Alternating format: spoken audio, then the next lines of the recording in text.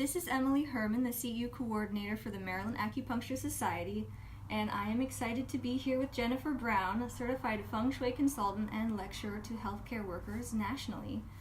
You can register for her upcoming class, Feng Shui and Cosmological Influences in Your Practice, at maryland-acupuncture.org, as well as our Chinese New Year themed gala that same day in the evening. Jennifer, welcome to you. Thank you. I'm glad to be here. Yes, and thank you for being here with me. First, I would like to ask you, what exactly is Feng Shui? Okay. It's an ancient art and science that was actually formalized more than 3,000 years ago in China. And it's really about living in harmony with our environments. So it has elements of physics and philosophy, in my mind also psychology, and some folks call it the art of placement, about where you place things in your environment and how they impact you. It's often called acupuncture for a space, and it has a lot in common with acupuncture in that we're looking in Feng Shui to create a supportive space for the person who lives there, much like you all are helping people to create a body space that's supportive of the person who lives inside of it. Exactly. So they're very similar, especially in terms of things like qi, the energy, helping the qi in the body to move well is your job. Helping us to move the qi within a space in order to best support that person is part of what Feng Shui is looking at. So that we're looking at how do you remove those blocks? What do you do when it's moving too fast, too slow? So there are similarities in terms of the elements, in terms of energy flow, and there are a lot of different schools of Feng Shui. So some of them are extraordinarily intricate and complicated, and some of them are much more simple, but they're still very powerful. The only other thing I think I would really want people to know is that Feng Shui is really an adjunct to other modalities, if you will, so that it is a great way for people to add on to their own wellness journey.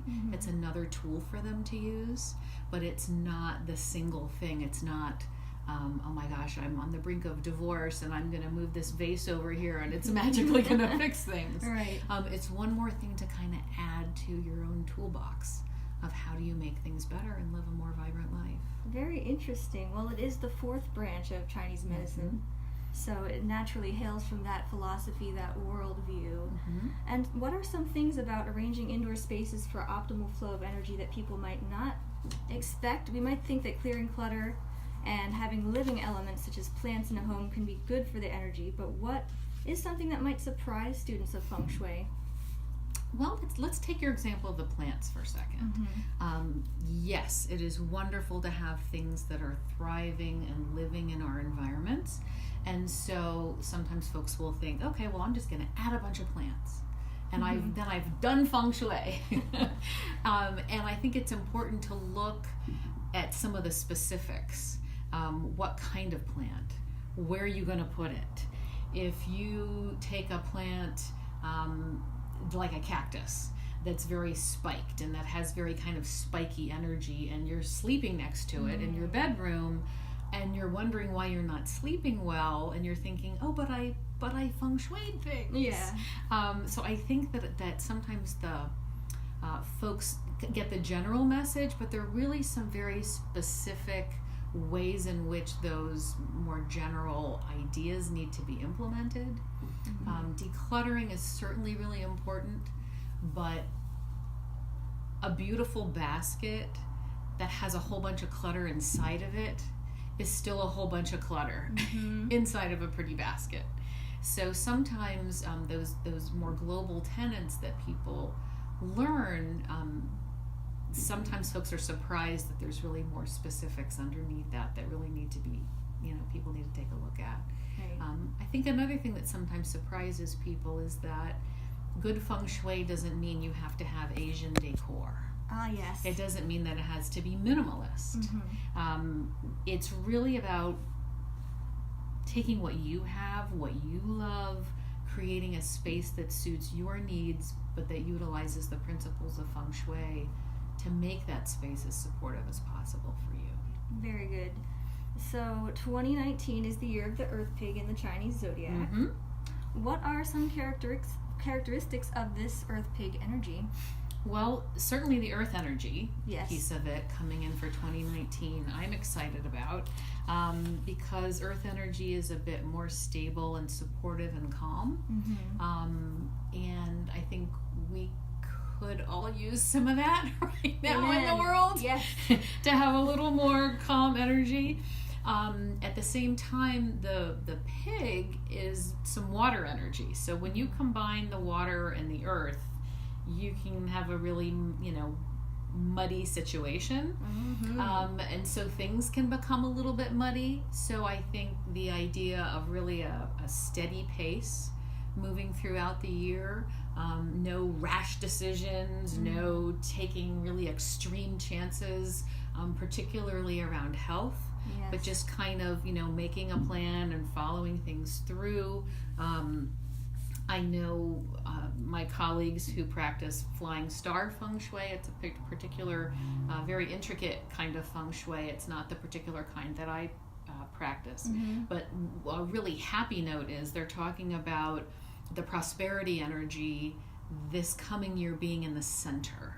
So if you imagine that tic-tac-toe board, that bagua placed on top of a floor plan, that center really has a lot of energy in terms of prosperity. So we want to think about keeping those areas of our homes and our offices, well lit and clean and uncluttered, and spending some time in them to give them some energy, because that is a real positive coming up this year.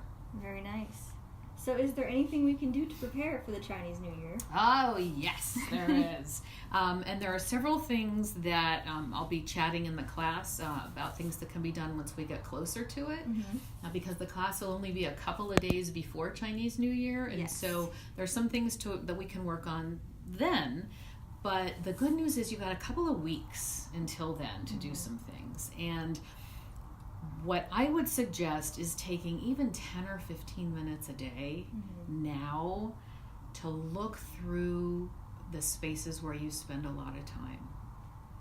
And I know people hate the word decluttering, and it seems like a big chore, but boy, oh boy, this is the time to do it.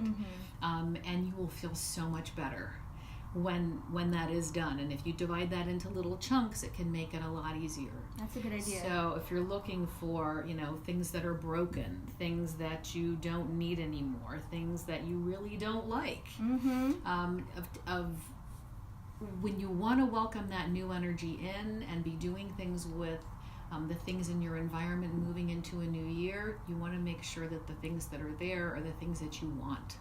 So rather than working on where you're placing things in your home or your office, you want to make sure you got the things in there you want to begin with. Excellent. Well, Jennifer, thank you again for being here.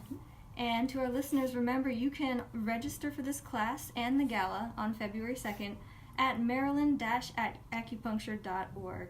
Thank you. You're welcome.